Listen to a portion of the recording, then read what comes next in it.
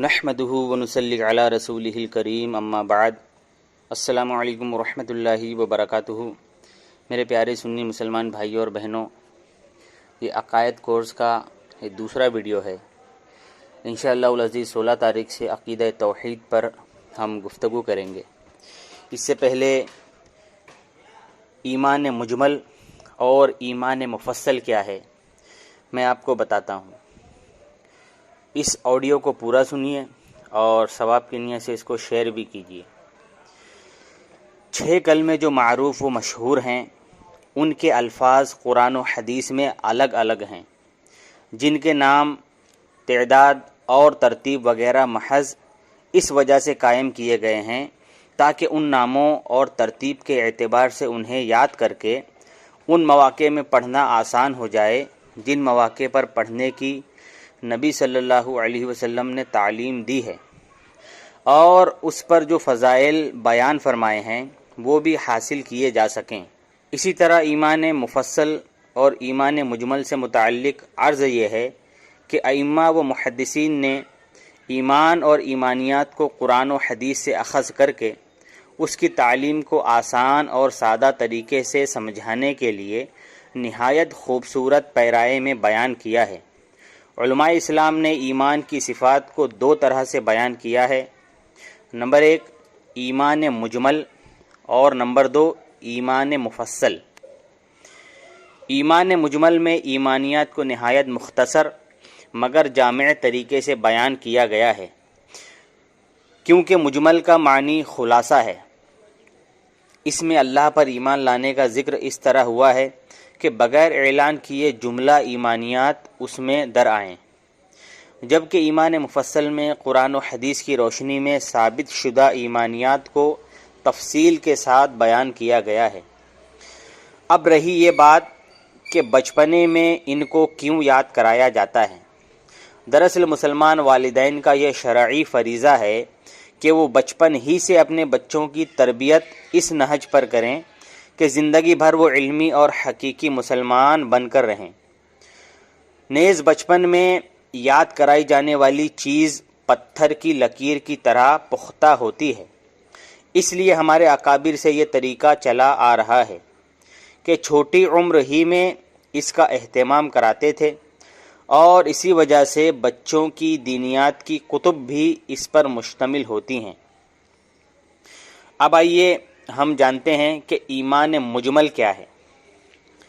میں اس کا ترجمہ آپ کو پڑھ کر کے سناتا ہوں۔ ایمان مجمل کا ترجمہ یہ ہے کہ میں اللہ پر ایمان لایا جیسا کہ وہ اپنے ناموں اور صفتوں کے ساتھ ہے، اور میں نے اس کے تمام احکام قبول کیے۔ یہ ایمان مجمل ہے، ٹھیک ہے۔ اب ایمان مفصل کیا ہے آئیے ہم جانتے ہیں۔ ایمان مفصل کا ترجمہ: میں اللہ تعالیٰ پر اور اس کے فرشتوں اور اس کی کتابوں اور اس کے رسولوں اور قیامت کے دن پر اور اس پر کہ اچھی اور بری تقدیر اللہ تعالیٰ کی طرف سے ہوتی ہے اور موت کے بعد اٹھائے جانے پر ایمان لایا۔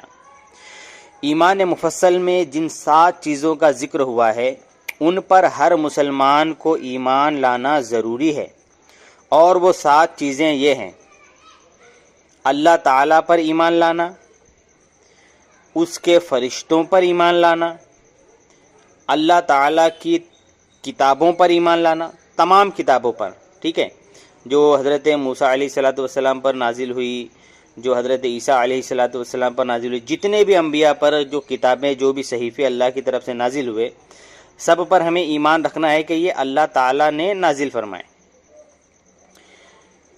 پھر اس کے رسولوں پر ایمان لانا، جتنے بھی رسول اور نبی ہیں سب پر ہم کو ایمان لانا یہ ضروری ہے، جتنے بھی، حضرت آدم علیہ السلام سے لے کر کے ہمارے پیارے آقا جناب محمد الرسول اللہ صلی اللہ تعالی علیہ وسلم پر ہمیں ایمان لانا یہ ضروری ہے۔ یوم آخرت پر ایمان لانا، مطلب آخرت کے دن پر ایمان لانا۔ تقدیر پر ایمان لانا کہ تقدیر اللہ تعالیٰ کی طرف سے ہوتی ہے۔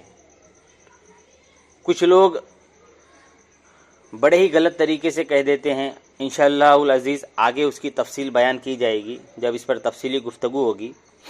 خاص کر کے ایک چیز یہ دیکھ لیجئے کہ کچھ لوگ کہتے ہیں کہ بھئی تقدیر میں نے خود لکھی، یا تقدیر فلاں انسان نے لکھی، یا پھر فلاں ملک نے لکھی، ٹھیک ہے؟ تو یہ سب غلط ہے۔ تقدیر اللہ تعالیٰ نے لکھی ہے، اللہ تعالیٰ ہی کی طرف سے اچھی اور بری تقدیر ہوتی ہے۔ آخری موت کے بعد اٹھائے جانے پر ایمان لانا، مطلب یہ غیر مسلموں کا عقیدہ ہے کہ بس وہ مر گئے تو اس کے بعد ان کی زندگی ختم ہو جاتی ہے، پھر اس کے بعد کوئی زندگی نہیں۔ لیکن مسلمانوں کا یہ عقیدہ ہے کہ موت کے بعد ہماری اصل زندگی چالو ہوتی ہے، ٹھیک ہے؟ تو موت کے بعد جب قیامت قائم ہوگی تب ہمیں اٹھایا جائے گا، ٹھیک ہے؟ تو اس پر بھی ایمان لانا ہمارے لیے ضروری ہے۔ تو میرے پیارے سنی مسلمان بھائیوں اور بہنوں، یہ میں نے آپ کو مختصر طور پر بتا دیا کہ ایمان مجمل اور ایمان مفصل کیا ہوتا ہے۔